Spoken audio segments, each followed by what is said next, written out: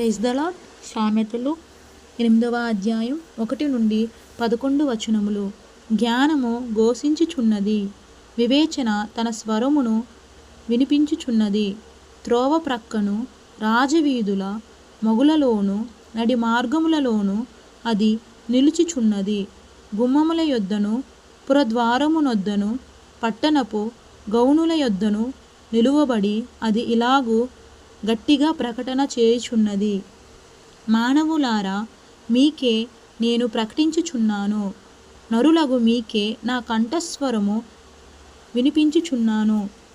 జ్ఞానము లేని వారలారా, జ్ఞానం ఎట్టిదైనదని తెలుసుకొనుడి.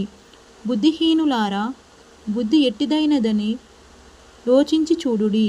నేను శ్రేష్టమైన సంగతులను చెప్పెదను, వినుడి. నా పెదవులు యథార్థమైన మాటలు పలుకును, నా నోరు సత్యమైన మాటలు పలుకును. దుష్టత్వము నా పెదవులకు అసహ్యము.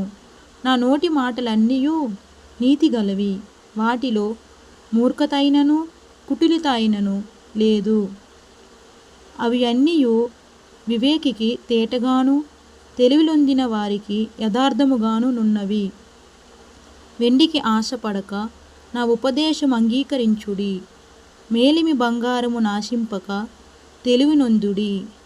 జ్ఞానము ముత్యముల కన్నా శ్రేష్టమైనది. విలువగల సొత్తులేవియూ దానితో సాటి కావు. ఆమేన్.